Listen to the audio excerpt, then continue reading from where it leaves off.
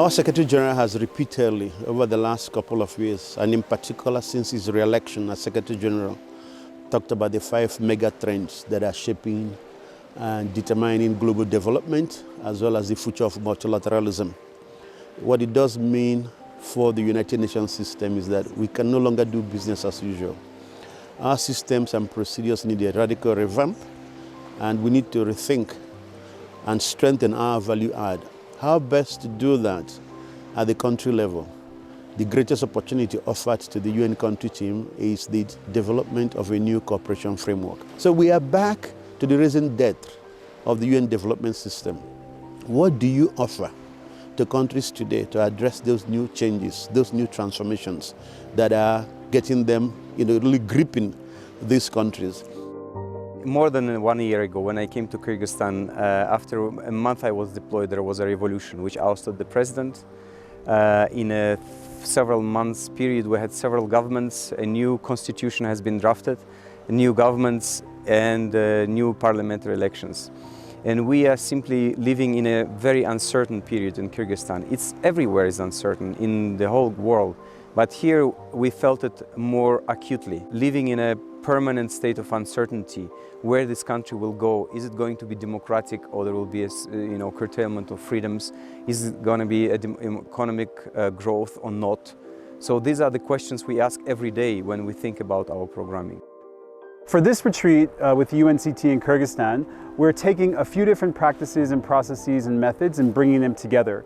We're using, broadly speaking, the approach of transformative and strategic foresight together, which means, of course, we're looking out and trying to make sense of and forecast different futures for 2030. We're trying to understand the possibilities, so we're very much bringing in a scenario planning approach. We're using alternative futures. We're using a particular approach to scenarios developed by Strathclyde University, but we're also using approaches that are more reflective, more in the formative foresight space, what we're seeing and how we're seeing it. So we've used things like the polygame, the Sarkar game, to think about different perspectives, to understand our own bias, our own assumptions, and to bring a more holistic approach to helping UNCT Kyrgyzstan plan for the future and develop a more anticipatory and a more forward-looking cooperation framework.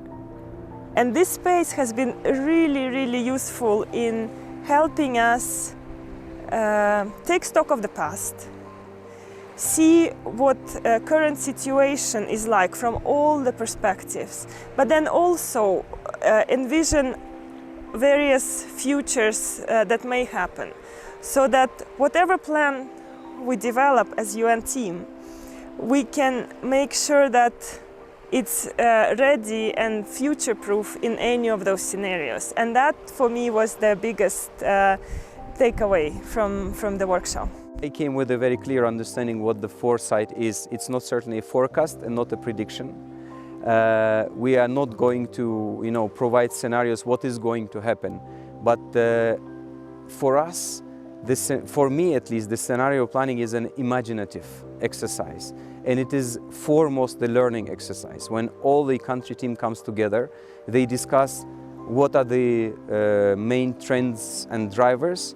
They usually know this, we know them, but I think that the most important is to come to an agreement which one are the most important and are the most uncertain that impact our work. When we think more about what could happen and we start creating stories together, we have a shared perspective on what's happening. I think that makes it much easier to converge around a few key priorities. And usually I find that when we're not so attached to our respective agendas, we're thinking more from the point of view of the country. And so I think it makes it easier to bring consensus to some of these pictures, but also I think it really creates also, as I said, a structure for a unified thinking that also becomes very practical. And that, I think, is going to enhance the quality of our programming going forward. I think I found it very liberating to not be so much attached to the likelihood of something, the probability of something happening. I think in previous exercises where we've done scenario planning, it's been a constant sort of self-criticism around oh, but that's not very likely to happen. But when you sort of let go of that, trying to think is it likely or unlikely, then you can think much more freely, and that really surprised me. And I think actually, to me, the biggest product is holding these very difficult, uncomfortable questions. Of course, we know that the cooperation framework has to confront the critical challenges. It has to align with the 2030 agenda. But there are big questions about big changes, not just within Kyrgyzstan, but globally. And so how does the organization confront that? And I think that's something that this process has really brought up. And it's clear that one workshop isn't going to transform the organization. So it's actually, I think, a starting point and really the continuation of broader changes that we're seeing within the UN system.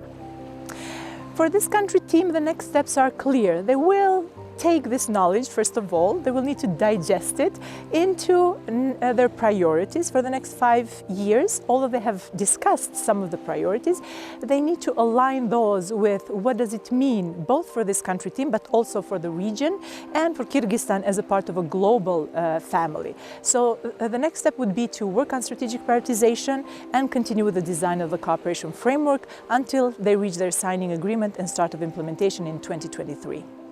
I am impressed by the degree of innovation that I see within the UN with this exercise because, well, I grew up in Kyrgyzstan where, since I was a student, the UN has always been a big actor. But together with that, UN has always had this image of a mammoth, that's kind of rigid organization, and the world is changing, technology is changing, illness, people, communications, everything is changing, and it is inspiring for me to see that UN appears to be ready to face the nature of change and try to adjust the way how it works. I'm not sure how this exercise will follow up, but adjusting to new realities, trying to co-shape the new realities will have to become part of our normal life and part of what UN would routinely do. So increasingly, we have been liaising a lot with the global level, with the DPPA, their innovation cell, the regional office here and the other regional offices to make sure that we provide the support necessary for the country teams in their work in their cooperation framework and developing them in a way that is forward-looking and that considers all of the details that is needed for being UN that is fit for purpose and that looks forward into the future. I think the biggest recommendation that I could give to the UN system and how it's using the future is to really give people the time and the resources so that it's not something they're doing in their spare time or that they are doing it, in coffee breaks, or they feel like they have to stay up late, but to commit the resources to be able to support people, to be able to invest in using the future. And that means capacity development, it means network building, it means not also sort of, reinventing the wheel. How can you take advantage and curate the amazing resources and the networks that are already existing out there? I would say the only other advice that I would give the UN system, and the UN system I think does this really well, but how do you do this with futures and foresight, of course, I think takes some intentionality, is to really double down on participation, to be at the vanguard of using participatory futures approaches so that more people can have conversations and actually engage in discussions about the future that they want and what that means in their particular context. Very often in the UN system, there's so much risk aversion that people go for the easy and the comfortable and the known. But the key for our leadership is to say to us, please try. You may fail in the process, but don't be afraid of failing. In failing, you learn lessons, you gain insights, but you see new possibilities and new pathways. So I leave this meeting ambitious and determined to try. And I'm saying to my leadership, to the Secretary General, to the UN leadership in New York, we might fail, but please be comfortable that we will try.